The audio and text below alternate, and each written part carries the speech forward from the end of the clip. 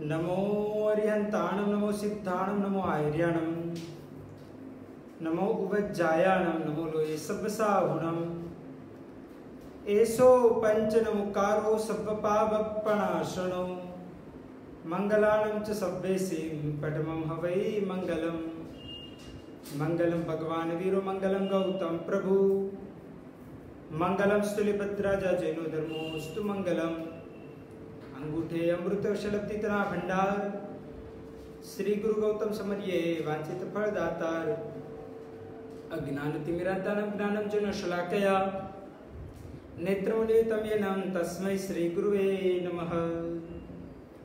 ओम ह्रीं श्रीं श्रूं श्रूं हं शं थ थ थ ठ ठ सरस्वती भगवती विद्या प्रसाद कुरु कुरु स्वाहा। धर्म जिज्ञासु भाई और बहनों, मैं आज आप सभी के लिए कुछ जीवन में महत्वपूर्ण ऐसी बात लेके आया हूं। भाग्यशाली आप सभी को मालूम ही होगा कि आज का दिन चंद्र ग्रहण का दिन है। जेठ सुद पूर्णिमा का दिन और आज का दिन ये चंद्र ग्रहण माना जाता है, जो भारत के अंदर और अन्य कई सारे देश में वो दिखाई देगा।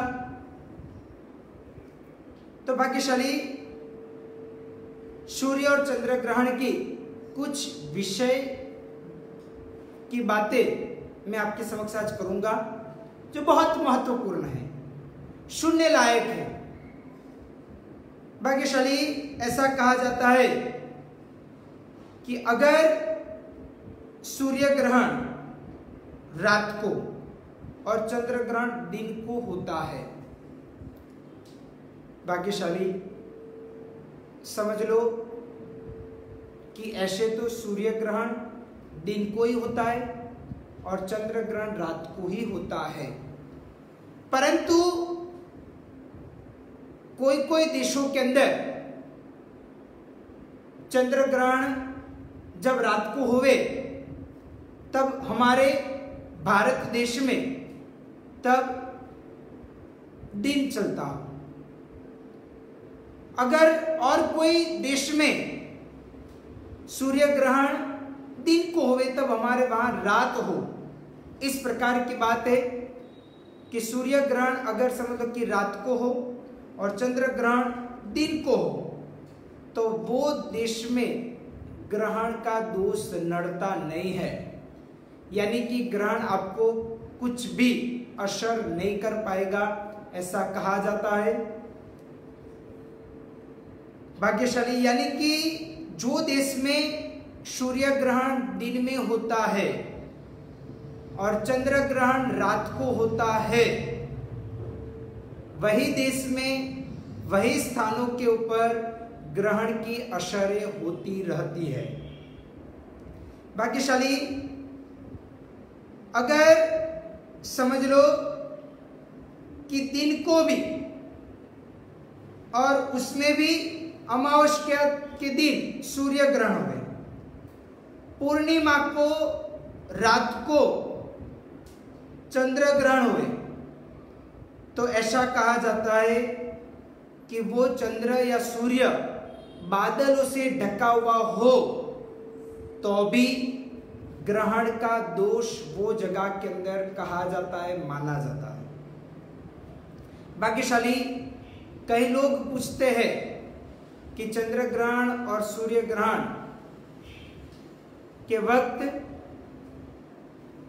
कितने समय के लिए सूतक लगता है, तो उसकी भी बात जय शासन में ज्योतिष शास्त्र के मुताबिक बताई गई है कि चंद्र ग्रहण में 3 प्रहर यानी एक प्रहर के 3 घंटे होते हैं तो 9 घंटे, और सूर्य ग्रहण जो 4 प्रहर यानी कि 3 घंटे के अनुसार गिने तो 12 घंटे तक उसका कुछ ये अशरे यानी कि सूतक आदि वगैरह बोला जाता है। ग्रहण के पहले भी इस प्रकार सूतक आदि वगैरह, वेद आदि वगैरह माना जाता है। वो समय काल के अंदर मंदिर आदि धर्मस्थान कहा जाता है कि बंद रखने की प्रक्रिया बोली जाती है कि मंदिर बंद रखना चाहिए, इस प्रकार की मान्यता बोली जाती है।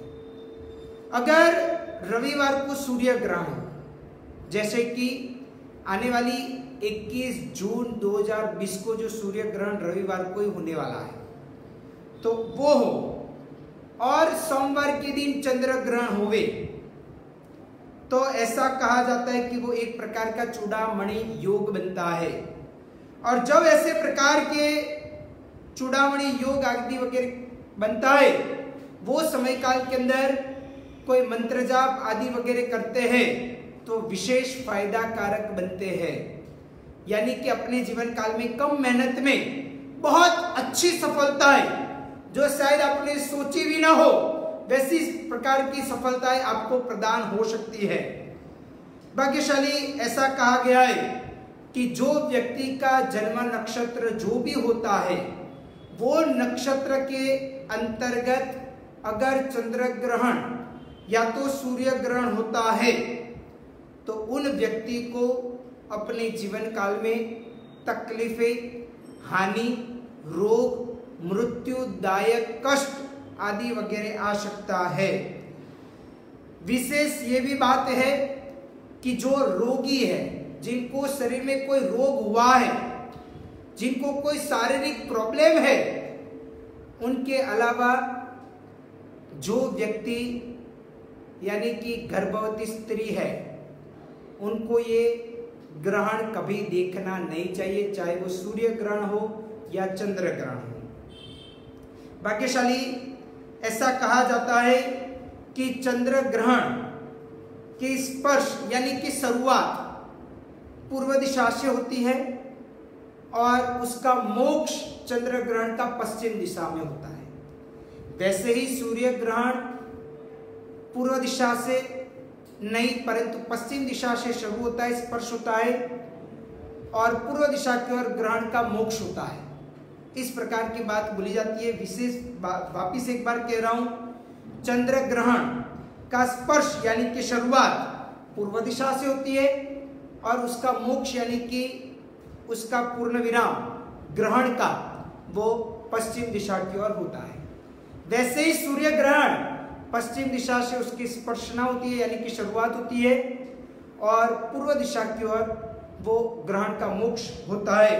वैसा स्पष्ट लिखा हुआ है सिद्धांत शिरोमणि नाम के ग्रंथ के अंदर। ज्योतिष का यह एक ग्रंथ माना जाता है, तो वो ग्रंथ के अंदर ऐसी प्रकार की बात बोली जाती है, लिखी गई है। भाग्यशाली आज का दिन यानी कि 5 जून 2020 का दिन, शुक्रवार का दिन, जेठ सुद पूनम का दिन, और आज जो चंद्र ग्रहण होने के लिए जा रहा है वो चंद्र ग्रहण वृश्चिक राशि के अंतर्गत होने के लिए जा रहा है। तो भाग्यशाली जो भी वृश्चिक राशि वाले हैं वो विशेष ये दिन के अंतर्गत चंद्र ग्रहण के अंतर्गत आराधना करनी चाहिए, साधना करनी चाहिए, मंत्र जाप आदि वगैरह करना चाहिए। उसके साथ ऐसा भी कहा गया है कि जो नक्षत्र में अगर आपका नक्षत्र जो हुए उसमें और एक नक्षत्र के 4 भाग होते हैं, एक ही जैसे 4 भाग, उनको 4 चरण कहा जाता है। अगर जिस चरण के अंदर आपका जन्म होता है, जिस नक्षत्र और वही नक्षत्र के अंदर जिस चरण के अंदर आपका जन्म हुआ है, वही नक्षत्र और वही चरण के ऊपर अगर समझ लो कि ग्रहण होता है तो वो व्यक्ति को मृत्युदायक कष्ट की पीड़ाएं मिल सकती है, धन की हानि हो सकती है, मान सम्मान आदि वगैरह के ऊपर आरोप आ सकता है। ऐसी बहुत सारी बातें बताई गई है, परंतु चिंता करने लायक बिल्कुल भी नहीं है। आप बस चंद्र ग्रहण है तो चंद्र ग्रहण का जो हमने बताया वो आप मंत्र गिनते रहो। यही वीडियो के पूर्णाहुति में मैं आपको मंत्र बताऊंगा। और सूर्य ग्रहण है तो सूर्य ग्रहण के अंतर्गत जो सूर्य का मंत्र है वो आप जरूर गिनो, तो आपके जीवन काल के अंदर कोई भी प्रकार की तकलीफ नहीं आएगी। और चंद्र के लिए कहा जाता है कि हमारे पद्म प्रभु स्वामी भगवान, चंद्र के लिए चंद्र प्रभु स्वामी भगवान और सूर्य के लिए पद्म प्रभु स्वामी भगवान, बस उनकी आप जाप करो, आराधना करो, उनकी तस्वीर के सामने करो, तो आपको चंद्र ग्रहण या तो सूर्य ग्रहण आपको कुछ भी आपका बिगाड़ नहीं पाएगा। भाग्यशाली दूसरी एक बात यह मानी जाती है कि अगर खुद की राशि से कौन सी राशि में ग्रहण होता है तो क्या फल मिलता है, तो बोला जाता है कि अपनी राशि से अगर पहली राशि के ऊपर, यानी कि समझ लो कि आज का जो ग्रहण है वो वृश्चिक राशि के ऊपर है, तो समझ लो कि जिनकी वृश्चिक राशि है, यानी कि जिनके नाम के अक्षर न और य के ऊपर शुरुआत होता है, तो उनके लिए यह ग्रहण शारीरिक पीड़ा और घात आदि वगैरह कर सकता है। ये सभी बातें जो ज्योतिष जैन शासन में बताया गया है वही बाबतों का विवरण में आपके समक्ष लेके आया हूं। भाग्यशाली हमारे जैन शासन यानी कि एक प्रकार का वो संपूर्ण शासन है, उसके लिए उसके अंदर सभी प्रकार का विषय का ज्ञान संपूर्णपणे से बताया गया है, इसलिए जो लिखा हुआ है वही मैं आपके समक्ष रजू करने का प्रयत्न कर रहा हूं। तो भाग्यशाली विशेष ध्यान पूर्वक समझना कि वृश्चिक राशि वाले अगर आप हो तो फिर आपके राशि के ऊपर ही आज का ग्रहण है, तो शारीरिक पीड़ा और घात आदि वगैरह हो सकता है, परंतु मैंने आगे बताया इस प्रकार मंत्र जाप करोगे तो कोई तकलीफ नहीं आएगी। अगर समझ लो कि आपकी जो राशि है वहां से दूसरी राशि के ऊपर अगर ग्रहण होता है, यानी कि अगर समझ लो कि आपकी राशि तुला है और आज का जो ग्रहण है वो वृश्चिक राशि में है, तो वो दूसरे नंबर के ऊपर हुआ तो ऐसा बोला जाता है कि धन हानि हो सकती है। अपनी राशि से तीसरी राशि के ऊपर ये ग्रहण होता है तो धन लाभ और सफलताएं मिलता है। चौथी राशि के ऊपर, अपनी राशि से चौथी राशि के ऊपर ग्रहण होता है तो अंग पीड़ा और एक प्रकार का माता को कष्ट रहता है। अपनी राशि से पांचवी राशि के ऊपर यह ग्रहण होता है तो पुत्र आदि की चिंता और विद्या की हानि हो सकती है। अगर समझ लो कि अपनी राशि से छठी राशि के ऊपर ग्रहण होता है तो शत्रुओं के ऊपर विजय मिलता है और सुख की वृद्धि हो सकती है। अपनी राशि से सातवीं राशि के ऊपर अगर ग्रहण होता है तो स्त्री भागीदार को कष्ट होता है या तो फिर उनका वियोग भी हो सकता है। अपनी राशि से आठवीं राशि के ऊपर यह ग्रहण होता है तो अपयश मिलता है, महाकष्ट होता है और घातक योग भी बन सकते हैं। अगर अपनी राशि से नौवीं राशि के ऊपर यह ग्रहण बनता है तो अशांति, बेचैनी और अपमान भी हो सकता है। अगर अपनी राशि से 10वीं राशि के ऊपर यह ग्रहण होता है तो कार्य सिद्धि होती है, परंतु बिजनेस व्यापार में विघ्न आ सकते हैं। अपनी राशि से 11वीं राशि के ऊपर यह चंद्र ग्रहण होता है तो सफलता और धन लाभ मिलता है। अपनी राशि से 12वीं राशि के ऊपर यह ग्रहण होता है तो धन हानि, मान हानि और देह कष्ट कारक बन सकता है। परंतु विशेष एक बात याद रखना भाग्यशाली कि ये सभी बातें जिनकी जन्म कुंडली में चंद्र निर्बल है, यानी कि चंद्र वृश्चिक राशि में बैठा है, जिनकी राशि वृश्चिक है, उनके ऊपर कोई गुरु आदि वगैरह शुभ ग्रह की दृष्टि नहीं है, उनके अंतर्गत कोई शुभ राजयोग आदि वगैरह नहीं बनता है, उन लोगों को विशेष पीड़ादायक ये चंद्र ग्रहण बन सकता है। तो इन लोगों को विशेष करके जाप अगर आप करोगे, क्योंकि आखिर में बोला जाता है कितनी भी उपाधि हो, कितनी भी तकलीफ हो, उसका एक ही उपाय है, सिर्फ मात्र की मात्र धर्म करना, परमात्मा को याद करना, भगवान की भक्ति करना, परमात्मा ने बताए हुए वचन के अनुसार हमें चलना। अगर इस प्रकार करोगे तो चंद्र ग्रहण भी आपका कुछ भी बिगाड़ नहीं पाएगा। अभी भाग्यशाली ग्रहण फल की बात देखते हैं कि ग्रहण का फल कब मिलता है, उसकी विशेष बातें देखने का प्रयत्न करते हैं। कहा जाता है सूर्य या चंद्र ग्रहण हो, वो जिस देश के अंदर वो ग्रहण होता है वही देश के अंदर उसका फल मिलता है। अगर वो शुभ फल हो या अशुभ फल हो, पर तो वो वही देश के अंदर मिलने का प्रयत्न होता है। अगर सूर्य या चंद्र ग्रहण संपूर्ण होता है तो 20 दिन के अंदर उसका फल मिलता है। अगर सूर्य और चंद्र ग्रहण पौने भाग का होता है तो 1 महीने में उसका फल मिलता है। अगर सूर्य और चंद्र ग्रहण आधा होता है तो 2 महीने में उसका फल देने वाला बोला जाएगा। अगर सूर्य और चंद्र ग्रहण चौथे भाग का यानी कि 25% होता है तो वह 4 महीने के अंदर फल प्रदान करने वाला बोला जाएगा। चंद्र ग्रहण जब होता है तब कहा जाता है कि रुई के भाव यानी कि कॉटन के भाव वो पहले बढ़ जाते हैं, यानी कि ग्रहण के पहले थोड़े बहुत बढ़ जाते, ऐसा कहा जाता है। एक बात अपवाद रूप ये भी शास्त्र के अंदर कही गई है, ये सब कुछ हमारे जैन शासन के अंदर बताई हुई बातों का ही विवरण मैं आपके समक्ष देने का प्रयत्न कर रहा हूं। भाग्यशाली अपवाद में ऐसा कहा गया है कि अगर ग्रहण होता है तो ऐसा कहा गया है कि ग्रहण के बाद अगर समझ लो कि बारिश आदि वगैरह आ जाए तो फिर उसकी जो भी मैंने बात कही उसके अंदर फेरफार भी हो सकता है।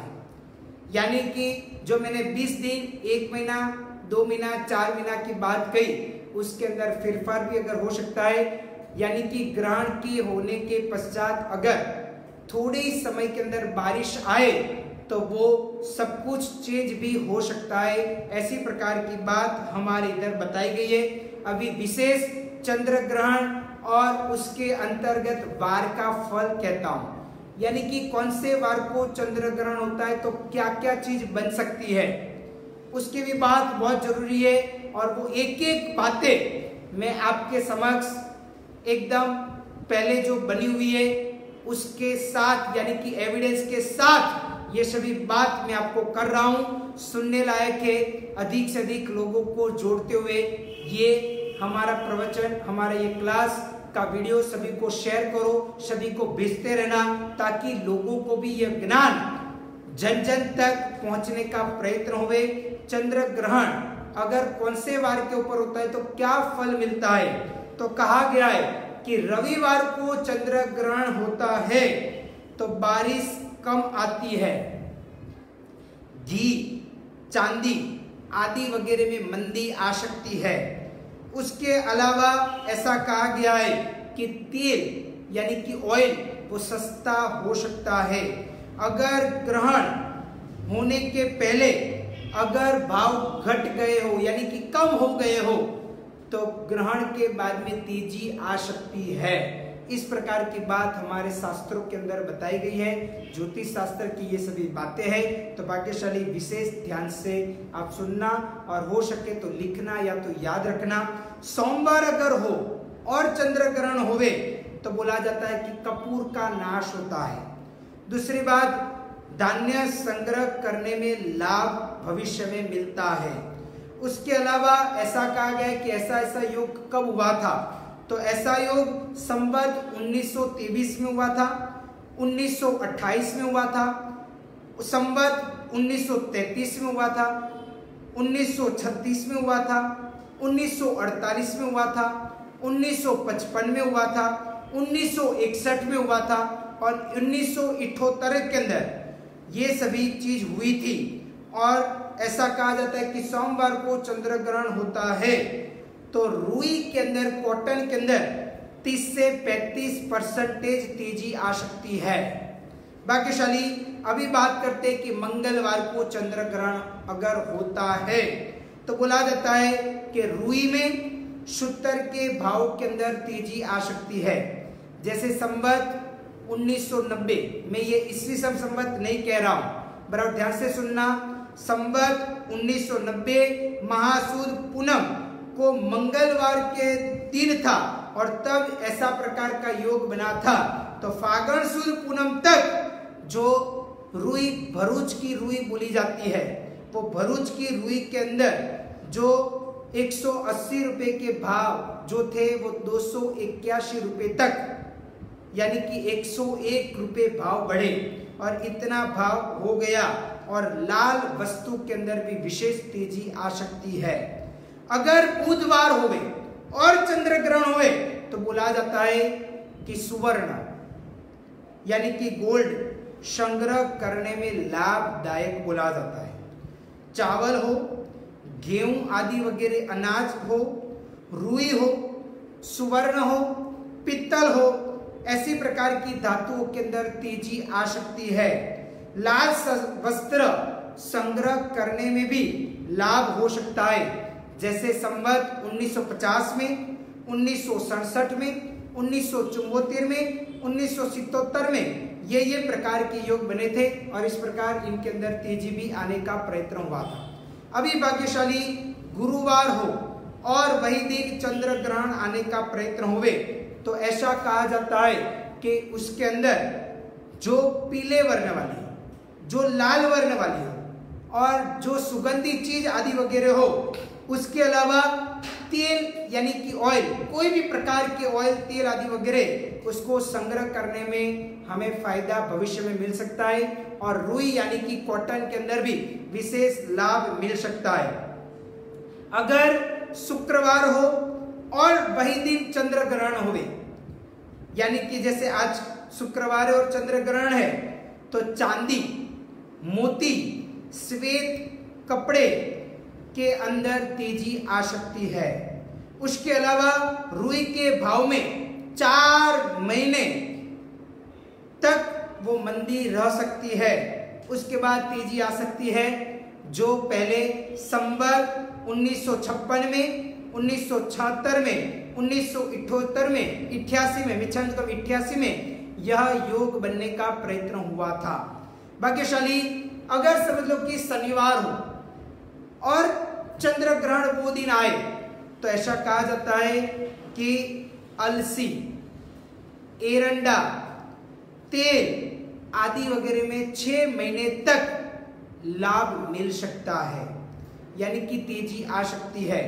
जैसे कि संवत 1941, 1944, 1948, 1956, 1960, 1963 और 1968 के अंदर ऐसा प्रकार का योग बना था। एक अपवाद यह भी कहा जाता है, जैसे संवत 1991 के अंदर पोष शुद्ध पूनम और रविवार नहीं परंतु शनिवार का दिन था, पुनर्वसु नाम का नक्षत्र में चंद्र ग्रहण हुआ था। तब 1 मास अगाऊ यानी कि पहले तेल, घी, अनाज और रुई के अंदर बहुत बड़ी मात्रा के अंदर तेजी आई थी, यानी कि जो भाव थे उससे 1.25 गुना ज्यादा हो गया था। परंतु जब ग्रहण हुआ उसके पश्चात वद पक्ष के एकम के दिन बारिश हुई तो बोला जाता है कि जब वो भाव बढ़े हुए जितने भी थे वो सब कुछ कम हो गए भाव, और एक प्रकार से भाव कम होते हुए ग्रहण के ऊपर बहुत बड़ी उसके अंदर असरें दिखने का प्रयत्न हुआ। इसलिए भाग्यशाली ये बाबतों का विशेष जानकारी रखनी चाहिए। सूर्य ग्रहण होने के पश्चात 15 दिन में चंद्र ग्रहण होता है, जबकि इधर चंद्र ग्रहण आज हो रहा है, उसके 15 दिन के बाद सूर्य ग्रहण होगा। परंतु इधर बात ऐसी है कि सूर्य ग्रहण के 15 दिन के बाद अगर चंद्र ग्रहण होता है तो ऐसा कहा जाता है कि उसके 1.5 मास पहले चांदी के अंदर 4 से 5% तेजी आ सकती है, जो संवत 1959 और 60 के अंदर ऐसा प्रकार का योग दिखने का प्रयत्न हुआ था। अगर भाग्यशाली शुक्ल पक्ष की 14 हो और वो 14 का क्षय हमें पंचांग के अंदर दिखाई देता हो और वही दिन अगर समझ लो कि ग्रहण होता है तो रू के अंदर बहुत बड़ी मात्रा के अंदर मंदी आ सकती है। रू के भाव करीब करीब 50% टूट सकते हैं, ऐसा भी हमारे शास्त्र के अंदर बताया है।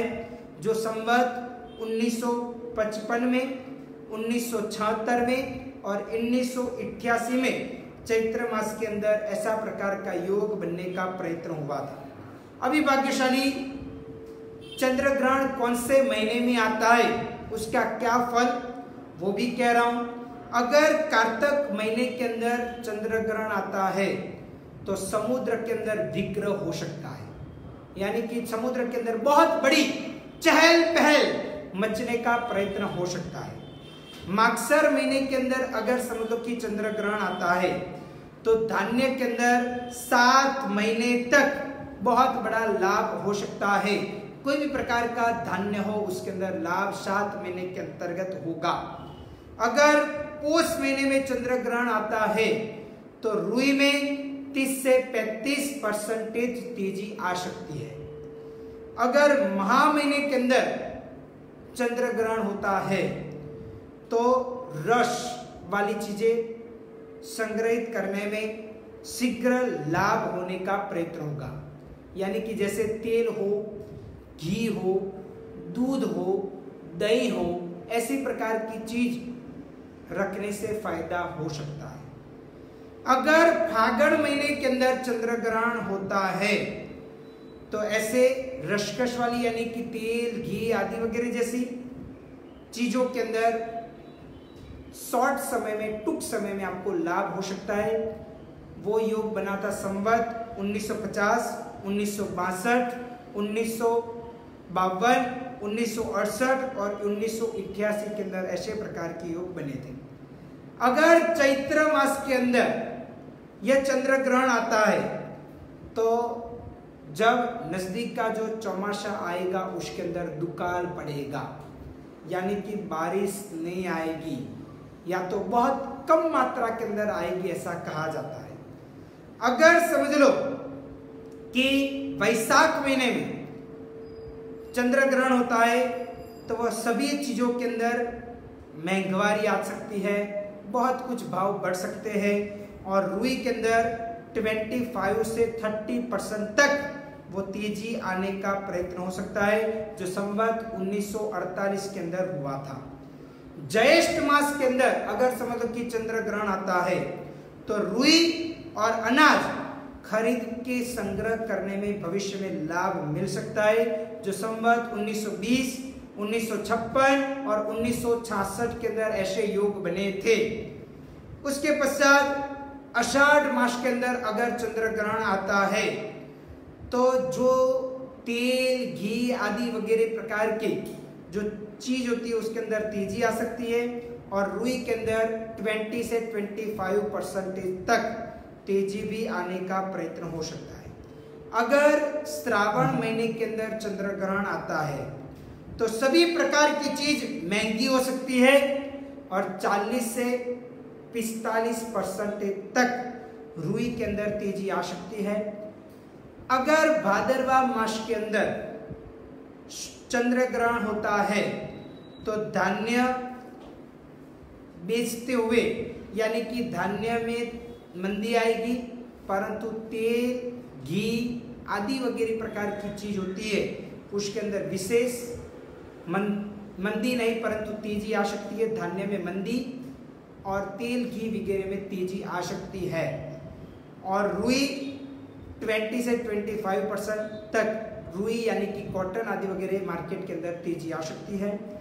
आसू महीने के अंदर अगर ग्रहण होता है चंद्र ग्रहण तो कपास, रुई, सूतर यानी कि कॉटन वगैरह में महंगाई बढ़ सकती है और करीब 40 से 50% उसके अंदर महंगाई आने का प्रयत्न हो सकता है। तो भाग्यशाली इस प्रकार की बाबतों का विवरण हमने बहुत अच्छी तरीके से देखा। तो भाग्यशाली इस प्रकार की चीजों का विशेष ध्यान रखना। आज के दिन ये ग्रहण आदि वगैरह है, तो ग्रहण के अंदर विशेष प्रकार की आराधना आदि वगैरह करनी चाहिए और जितनी बने उतने ज्यादा से ज्यादा मंत्रोच्चार पूर्वक यह आराधना करोगे तो आपके जीवन काल के अंदर भी बहुत कुछ फायदा हो सकता है। भाग्यशाली आज का जो चंद्र ग्रहण है वो कहा जाता है वो ग्रहण स्पर्श होगा बराबर रात को 11:13 और 9 सेकंड के ऊपर। ग्रहण मध्य में आएगा बराबर रात को 12:54 और 47 सेकंड के ऊपर और ग्रहण का मोक्ष होगा बराबर रात को 2:36 और 16 सेकंड के ऊपर ये होगा। वृश्चिक राशि में यह चंद्र ग्रहण आज होने के लिए जा रहा है और उसमें ऐसा कहा जाता है कि इसके अंदर विशेष हमें धर्म आराधना आदि वगैरह करना चाहिए। ज्येष्ठा नाम के नक्षत्र के अंतर्गत इस प्रकार का ये चंद्र ग्रहण हमारा आज का रहेगा और ये चंद्र ग्रहण भारत के अंदर तो दिखेगा, उसके अलावा एशिया, ऑस्ट्रेलिया, अफ्रीका और यूरोप के अंदर भी यह चंद्र ग्रहण आज का जो है वो दिखने का प्रयत्न हो पाएगा। तो पाकिस्तानी विशेष आप सभी यह आराधना आदि वगैरह करते रहो, जितना भी आराधना करोगे उतना आपको ही फायदा होगा। चंद्र ग्रहण के लिए आज का मैं आपको मंत्र बोलने के लिए जा रहा हूं, बराबर ध्यान से सुनना। ओम ह्रीं नमो अरिहंताणम, ओम ह्रीं चंद्र प्रभ नमस्तुभ्यम मम शांतिम शांतिम ओम चंद्राय नमः।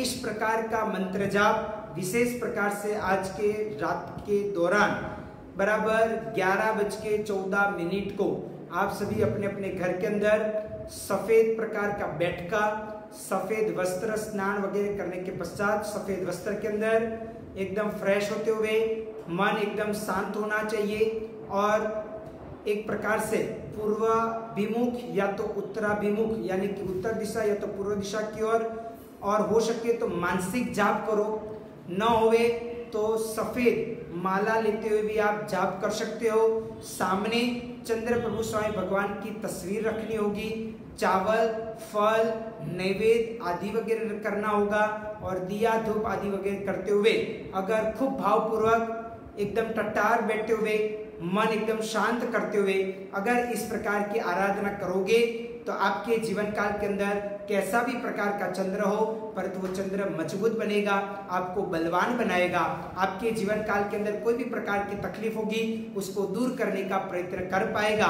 तो भाग्यशाली ऐसे प्रसंग के ऊपर जरूर हमें चंद्र ग्रहण के दिन चंद्र का मंत्र आदि वगैरह करना चाहिए और जितना जाप ज्यादा करोगे उतना ज्यादा आपको फायदा हो सकता है। तो इस प्रकार का जाप करते रहो। बस इस प्रकार की बात मैं आज अभी इधर तक ही रखता हूँ।